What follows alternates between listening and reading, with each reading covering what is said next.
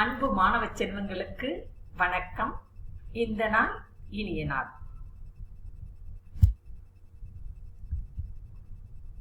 இது அனிச்சமலர். இலக்கியத்தில் 99 வகையான மலர்கள் கொடுக்கப்பட்டுள்ளன என்று நான் முன்பே கூறியிருந்தேன். முதலில் செங்காந்தல் மலர் கூறினேன். அந்த செங்காந்தல் மலர் தமிழ்நாட்டின் மாநில மலர் என்று கூறினேன். அடுத்ததாக ஆம்பல் என்றால் அல்லிப்பூ என்று சொன்னேன். இது அனிச்ச மலர். இந்த மலரின் சிறப்பு முகர்ந்து பார்த்தாலே வாடிவிடும். நாம் அந்த பூவை முகர்ந்து பார்த்தால் வாடிவிடும். அதுதான் இந்த மலரின் சிறப்பு. நீங்களும் அனிச்ச மலர் போன்றவர்களே என்பதை நான் உணர்வேன். பார்க்கலாம். அடுத்ததாக 5 எண்ணிக்கையிலான தொகை சொற்கள் கூறினேன் அல்லவா? அதன் தொடர்ச்சியாக தனி குறிப்பேட்டில் எழுதி வைத்து படித்துக் கொள்ளுங்கள். ஐம்பெருங்குழு. ஐம்பெருங்குழு என்றால் அதில் அரசர் ஒருத்தர் இருப்பார், அமைச்சர் இருப்பார், புரோகிதர் இருப்பார், ஒற்றர் இருப்பார், தூதுவர் இருப்பார். இவர்கள் சேர்ந்ததுதான் ஐம்பெருங்குழு. அந்த காலத்தில் நம் நாட்டை மன்னர்கள் ஆட்சி செய்தார்கள். இதில் ஐம்பெருங்குழு, எண்பேராயம் என்றெல்லாம் இருக்கும். அதில் இந்த ஐம்பெருங்குழுவில் இடம்பெற்றிருப்பவர்கள் அரசர், அமைச்சர், புரோகிதர், ஒற்றர், தூதுவர்.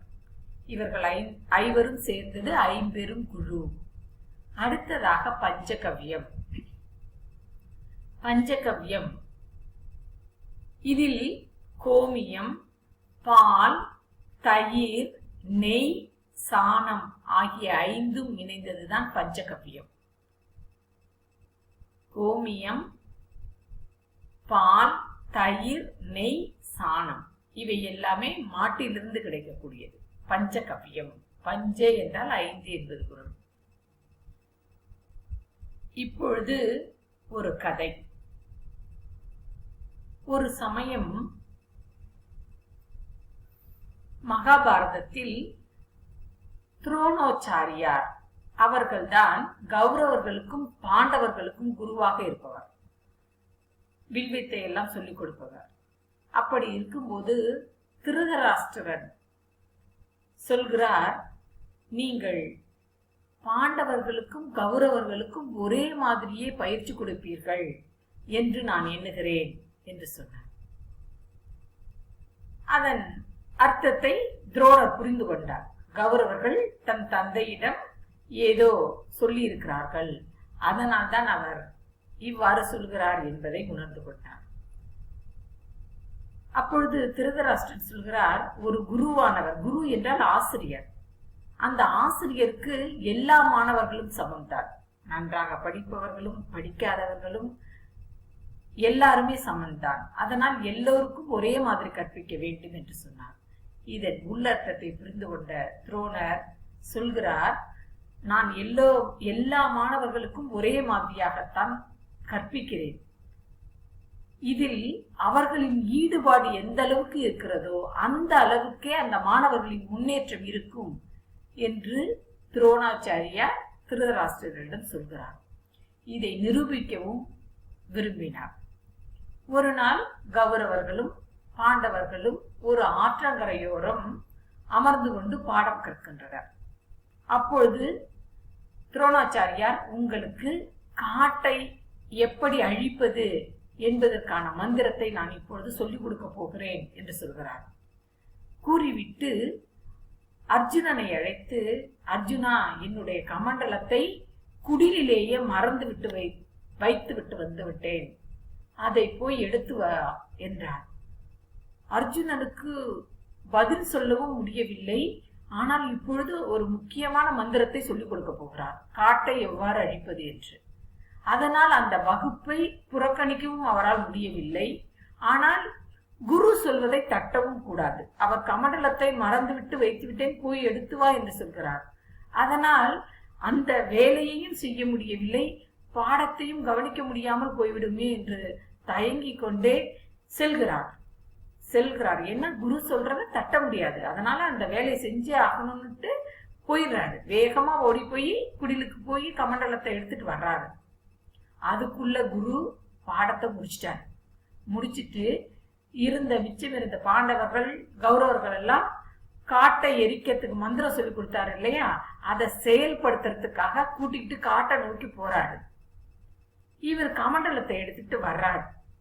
வந்து அவங்க காட்டை நோக்கி போறத பார்த்த உடனே அவங்க பின்னாடியே போய் அவங்க கூட சேர்ந்துட்டாரு. சேர்ந்துட்டு இப்ப துரோணாச்சாரியர் சொல்றாரு, நான் உங்களுக்கு காட்டை அழிக்கிற மந்திரம் சொன்னேன்ல, இப்ப யாராவது ஒருத்தர் முன்னாடி வந்து அந்த காட்டை அழிக்கிறதுக்கான மந்திரத்தை சொல்லி அழிச்சு காட்டுங்க அப்படின்னு சொல்றாரு. பாண்டவர்களும் தயங்குறாங்க, கௌரவர்களும் தயங்குறாங்க, யாருமே முன்னுக்கு வரல. அதுல அர்ஜுனன் வந்து, குருவே நான் அந்த மந்திரத்தை சொல்லி காட்டை அழிக்கிறேன் என்று சொல்கிறார். உடனே மற்றவர்கள் எல்லாம் சிரிக்கிறாங்க. நாங்க அந்த வகுப்புல குரு சொன்னதை கத்துக்கிட்டோம், ஆனா எங்களுக்கே செய்ய முடியல. நீ அந்த வகுப்பையே கவனிக்கல, நீ கமண்டலத்தை எடுக்கிறதுக்கு போயிட்ட, உன்னால எப்படி முடியும் அப்படின்னு சொல்லி சிரிக்கிறாங்க. இல்ல நான் செய்யறேன் குருவே அப்படின்னு சொல்லிட்டு கேக்குறாரு. உடனே துரோணரும் சரி அப்படின்னு சொல்லிடுறாரு. உடனே அர்ஜுனன் அந்த மந்திரத்தை சொல்ல காடு பற்றி எரிகிறது. உடனே எல்லாருக்கும் ஆச்சரியம். துரோணாச்சாரியாரும், எப்படி அர்ஜுனா, நீ தான் அந்த இடத்துல இல்லையே, உனக்கு எப்படி அந்த மந்திரம் தெரிஞ்சுது அப்படின்னு கேட்கிறாரு. உடனே இவர் சொல்றாரு, குருவே நீங்கள் மணலில் எழுதி கற்பித்ததை நான் கமண்டலத்தை எடுத்துக்கொண்டு வரும்பொழுது பார்த்தேன். பார்த்தவுடன் அதை என் மனதில் இருத்தி கொண்டேன், மனப்பாடம் செய்து கொண்டு வந்தேன். அதனால் எனக்கு நன்றாகவே அந்த மந்திரம் தெரிந்து விட்டது என்று கூறினார். இப்ப பாருங்க, இந்த கதையில அந்த அர்ஜுனனின் ஈடுபாடுதான் அவனோட அந்த திறமைக்கு காரணம். கௌரவர்கள் 100 பேருக்கும் பாண்டவர் 5 பேருக்கும் ஒரே குரு தான், ஒருத்தர் தான் பாட சொல்லி கொடுக்கிறாரு. ஆனா இதுல எல்லா வித்தைகளையும் சிறப்பாக கத்துக்கிறார் அர்ஜுனன். அப்ப நாம எல்லாருமே இந்த வகுப்பை கவனிக்கிறோம். இதுல யாருக்கு ஈடுபாடு இருக்கோ அவங்கதான் தனிச்சு நிக்கிறாங்க. ஆக நம்முடைய ஆர்வம் தான் எந்த ஒரு செயலுக்கும் எந்த ஒரு வெற்றிக்கும் பின்னணியில் இருக்கிறது. அதனால் ஆர்வமுடன் கற்றால் நாமும் அர்ஜுனனாகலாம். மனதில் இருத்துங்கள். சரி, இன்று நாம் கடலோடு விளையாடு என்ற ஒரு அருமையான பாட்டை படிக்க போகிறோம். அதாவது பாடல் அப்படின்னாலே அது வந்து மனசுக்கு மகிழ்ச்சியை தரக்கூடியது, அசதியை போக்கும், நம்ம வேலை செய்கின்ற அந்த வேலை பலுவே தெரியாது. அதனால் தான் உழைக்கும் தொழிலாளர்கள் எல்லாம் தன்னுடைய களைப்பு தெரியாமல் இருக்க பாடி மகிழ்வாங்க. வாட்டுகின்ற வெயில்ல வேலை செய்யற விவசாயிகள் ஆகட்டும், புயல்ல வேலை செய்யறவங்களாகட்டும், மீன் பிடிப்பவர்கள் எல்லாம் புயல் மழை பாராமல் கடலில் மீன் பிடிப்பார்கள் இல்லையா, அவர்களும் சரி அழகாக பாடல் பாடிக்கொண்டே வேலை செய்வார்கள். இதைத்தான் நாம் நாட்டுப்புற பாடல் என்று சொல்கிறோம். பாருங்களேன், உழைக்கும் மக்கள் தன்னுடைய களைப்பை போக்க உற்சாகத்துடன் பாடும் பாடல் நாட்டுப்புற பாடல். இது வந்து நோட்டுல எழுதி எல்லாம் படிக்கிறது இல்லை, இது ஒரு வாய்மொழி இலக்கியம். தனக்கு என்ன, தன்னோட மனசுல என்ன வருதோ, தன்னோட காதுல என்ன கேட்கிறாங்களோ அதெல்லாம் வச்சு வாய்மொழியாகவே பாடப்படுவது. அதனால் இதை வாய்மொழி இலக்கியம் அப்படின்னு சொல்லுவாங்க. இதை பத்தி எல்லாம் நான் முன்னாடியே சொல்லியிருக்கேன். நாட்டுப்புற இலக்கியம் பற்றி ஏற்ற பாட்டு, ஏற்ற விதைக்கும் போது கிணற்றுல இருந்து தண்ணி இழுக்கும் போது பாடுறது, ஓட பாட்டு, ஓடத்தை ஓட்டிக்கிட்டு கடலுக்குள்ளார மீன் பிடிக்க செல்லும் பொழுது பாடுகின்ற பாட்டு, இது மாதிரி தொழில் பாடல்கள், இவையெல்லாம் தொழில் பாடல்கள். அது மட்டும் இல்லாம விளையாட்டு பாட்டு, தாலாட்டு பாட்டு எல்லாமே நாட்டுப்புற பாடல் தான். இந்த பாடல் வந்து சக்திவேல் அப்படிங்கிறவரு தொகுத்த நாட்டுப்புற இயல் ஆய்வு அப்படிங்கிற நூல்ல இருந்து எடுத்திருக்காங்க. நாட்டுப்புற பாடல்கள் தொகுத்திருக்காங்க. நாட்டுப்புற பாடலை எழுதி படிக்கிறது கிடையாது, மனசுல என்ன வருதோ அதை அப்படியே பாடலா பாடுவாங்க. அப்படி பாடும் பொழுது எழுதிக்கிட்டாதான் உண்ட ஒழிய ஒரு பாடலை பாடுனவங்களை திருப்பி அதே பாட்டை பாடுன்னு சொன்னா பாட தெரியாது. அந்த டைம்ல அவங்களுக்கு என்ன வருதோ மனசுல அதை அப்படியே இட்டு கட்டி பாட்டா பாடுவாங்க.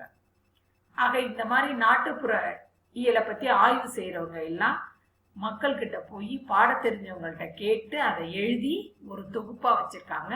அந்த நாட்டுப்புற இயல் ஆய்வுல இருந்து இந்த பாடல் நமக்கு கொடுத்திருக்காங்க. பாருங்களேன். விடிவெள்ளி நம் விளக்கு ஐலேசா, விரிகடலே பள்ளிக்கூடம் ஐலேசா. இப்ப இந்த பாட்டு எப்படி பண்றாங்க அப்படின்னு சொன்னா, கடல்ல மீனவர்கள் மீன் பிடிக்க போறாங்க. அப்படி மீன் பிடிக்க போகும் பொழுது அந்த மீன் பிடித்தல்ங்கிறது ஒரு சாதாரண வேலை கிடையாது. நீண்ட நாள் அந்த கடல்லையே பயணம் செய்வாங்க. அப்படி இருக்கும் பொழுது வலை வீசி மீனை பிடிச்சு இழுக்கணும். வெயில் மழை எல்லாத்துலயும் அந்த படகுலயே தான் மீனை பிடிப்பாங்க. அப்ப அவங்களுக்கு அந்த மீன் பிடிக்கிறதுங்கிறது சாதாரண வேலை கிடையாது. அப்படி இருக்கும் பொழுது தன்னுடைய வேலை பளு தெரியாமல் இருக்கிறதுக்காக இந்த பாட்டை பாடுறாங்க. விடிவெள்ளி நம் விளக்கு ஐலேசா. விடிவெள்ளி அப்படின்னு சொன்னா விண்மீன்கள் பகல் இரவு பாராமல் அந்த மீன்பிடி தொழில ஈடுபட்டு இருப்பாங்க. அப்படி இருக்கும் பொழுது வானத்தில் இருக்கின்ற நட்சத்திரங்கள் தான் அவங்களுக்கு விளக்கம். விரிகடலே பள்ளிக்கூடம். பள்ளிக்கூடம் எதுக்கு போறோம்? பாடம் படிக்க. நிறைய கத்துக்கிறோம் இல்லையா? இவங்களுக்கு எது பாடம் கத்து கொடுக்குதுன்னா இந்த கடல் தான் அவங்களுக்கு நிறைய பாடங்களை கத்து கொடுக்குது. அந்த கடல்ல நாள் முழுக்க பயணம் செய்யும் பொழுது அந்த கடலை பற்றி நிறைய விஷயங்களை அவங்க தெரிஞ்சுக்கிறாங்க. அவங்களுக்கு விளக்கா இருக்கிறது நட்சத்திரம். அவங்களுக்கு நிறைய விஷயங்களை கத்து தருது இந்த விரிந்த கடல். அடிக்கும் அலை நம் தோழன் ஐலசா, அருமை மேகம் நமது குடை ஐலசா. அலைதான் அந்த படகு பக்கத்துல போய் போய் வருது இல்லையா? அந்த அடிக்கின்ற அலைதான் அவர்களோட தோழனா. தோழன் என்பவன் எப்பொழுதுமே நம்முடன் கைகோர்த்து செல்வான் இல்லையா? அந்த மாதிரி அடிக்கின்ற அலை. இவர்கள் அந்த தோணியில் மீன் பிடிக்க செல்லும் பொழுது அவர்களுடன் கைகோர்த்து செல்வது அந்த அலைகள் தான். அதனால அந்த அலையை தோழனா சொல்றாங்க. அருமை மேகம் நமது குடை. ஏன்னா பரந்த வெளி கடல் மேல இவங்க போறாங்க. மேல இருக்கிறது என்ன இருக்கு? வானம் தான் இருக்கு. அந்த வானத்துல இருக்க மேகங்கள் தான் இவங்களுக்கு கொடையா இருக்குதான். பாருங்களேன், அலை அடிக்குது. இந்த அலை இவர்கள் படகை பக்கத்தில் வருவதால் அவர்களை தோழனாக சொல்கிறார்கள். மேகம் குடை போன்று இருக்கிறது. இவங்க அந்த படகுல பயணம் செய்யறாங்க. மீன்பிடி படகுல அந்த குடை போன்று மேகம் இருக்கிறது. வெண்மணலே பஞ்சு மெத்தை ஐலேசா, விண்ணினிடி காணும் கூத்து ஐலேசா. பாருங்களேன், மணல் அந்த கடற்கரை ஓரத்துல இருக்கும் பாருங்க மணல். அந்த மணல்ல தான் இவங்களுக்கு பஞ்சு மெத்தை. அவர்கள் வேலையை முடித்த அக்காடா என்று அமர்கின்ற இடம். அதுவே அந்த மணலே அவங்களுக்கு பஞ்சு மெத்த மாதிரி இருக்குமா. விண்ணின் இடி காணும் கூத்து. ஏன்னா இவங்க ராப்பகலா செல்லும் பொழுது வானத்துல நிகழ்கிற அந்த ஜாலங்களை தான் இவங்க பார்த்துட்டு வருவாங்க. ஆக அங்க இடிக்கின்ற இடிகள் தான் அவங்க காணும் கூத்தா. கூத்துன்னா நாடகம், நடனம், பாட்டு, இதெல்லாம் கூத்துன்னு சொல்லுவோம். கூத்து பார்க்க போறதுன்னெலாம் சொல்லுவாங்க. இந்த மாதிரி நாம இப்பெல்லாம் சினிமாவுக்கு போறாங்க. அந்த காலத்துலலாம் நாடகம், கூத்து அப்படின்லாம் சொல்லுவாங்க. அந்த மாதிரி இவங்களுக்கு என்ன கூத்துன்னா வானத்துல ஏற்படுகின்ற இடி இவங்களுக்கு கூத்தா இருக்குதான். ஏன்னா இவங்க என்ன படகுல இருக்காங்க. அப்ப இவங்களோட பார்வை எங்க இருக்கும்? வானத்தை தான் பார்க்க முடியும். எந்த பக்கம் திரும்பி பார்த்தாலும் கடல் தான் தெரியும், கரை தெரியாது. அப்ப இவங்க பாக்குறதெல்லாம் வானம் தான். அங்க நடக்கின்ற இடிதான் இவர்களுக்கு கூத்தாக இருக்கிறதா. எவ்வளவு அழகான பாட்டு பாருங்க. இங்க மணல்வெளி, இந்த மணல்வெளி மெத்தையாகிறது.